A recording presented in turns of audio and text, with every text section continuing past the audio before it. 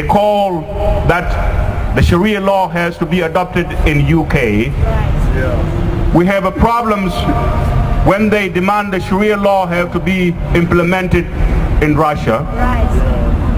We have a problems when they demand that the Sharia law have to replace our constitutions. My fellow Americans and my fellow citizens, if you think that they don't mean what they say, you better wake up and smell a coffee. When I come to this country, the first things I want Americans is to see what is happening in Sudan.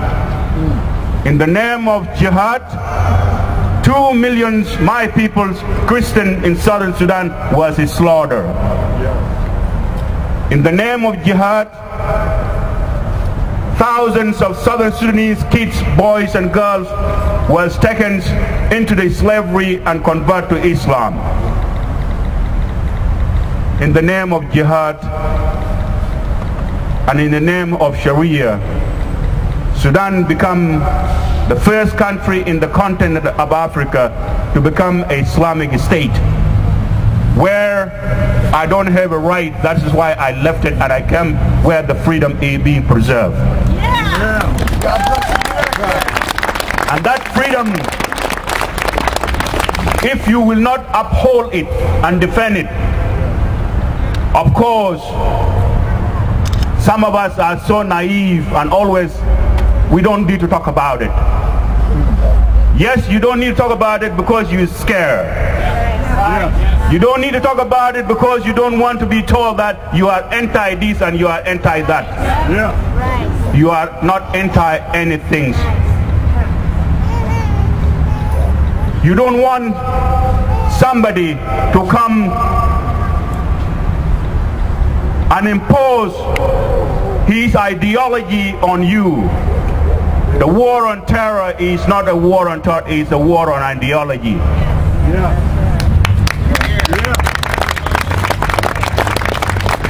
The first thing we want Americans when we came here as refugees, please see what is happening in the country of Sudan, because it's coming to you here. And we were told, you just want to drag us in your war. I'm not dragging you on anything. What I'm telling you, because if they finish with me, they're going to come here to you. That's right. And yes, it has happened. Do you want to know? Yes. Where are the Twin Towers? There you go. Where are our fellow citizens, brothers and sisters, cousin, nephew, husbands and wives, those who perished in 9/11? There was a slaughter in the names of jihad. Because the first thing those individuals said before they slaughter innocent people, they used the word Allahu Akbar, God is great. Because they achieve what they are there to do.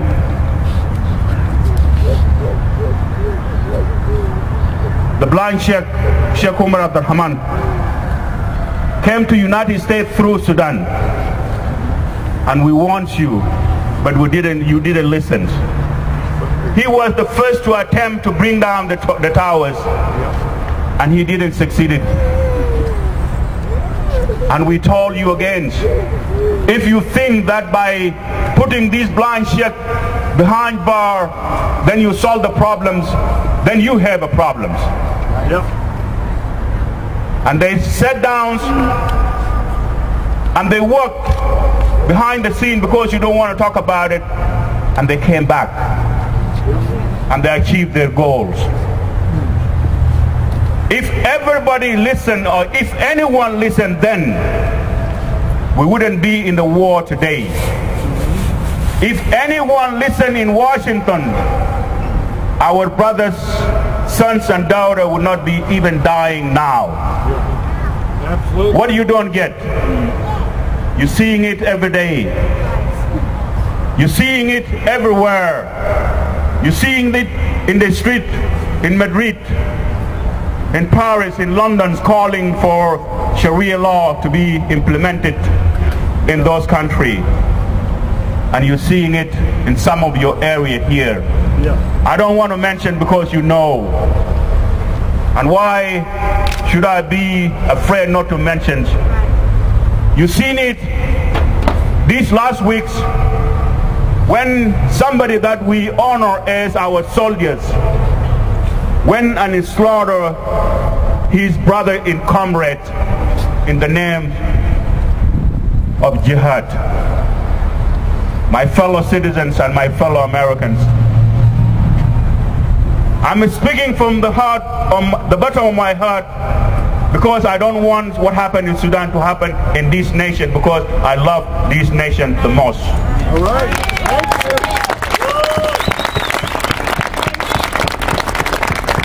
And I cannot walk away in this war because freedom means a lot to me. Amen.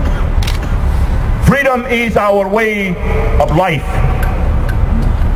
And if you don't believe in it and love it, I will buy you one-way ticket to Iran and go and see it for yourself. Right. Yeah. Right.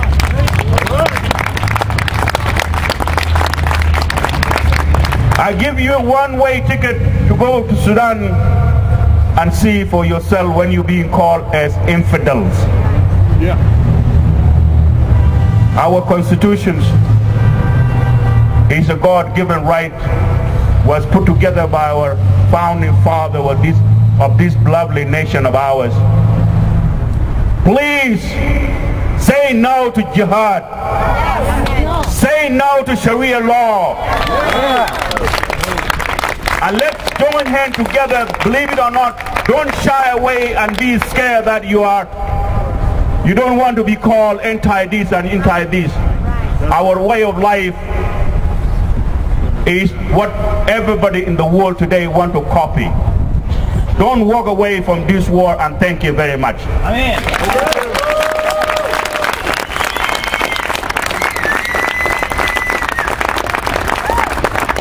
A witness, a reliable witness. Another reliable witness to speak about living under Sharia and the imposition of Sharia is Nani Darwish, author, writer, human rights activist, an incredibly brave woman who lives under death threat, and she speaks the truth about Islam. She'll enlighten us about apostasy.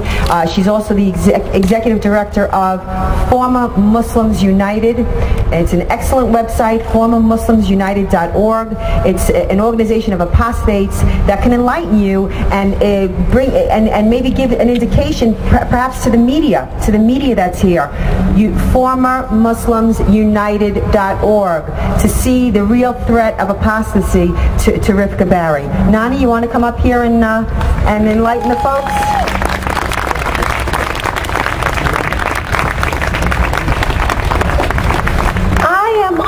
To be here today with the patriots of today. You are the patriots of today. Yeah. Woo! America is facing a dangerous threat, a threat to the core of America. This threat has never been as intense. This is a threat from inside the United States. It is not an outside threat like the Soviet Union or World War II.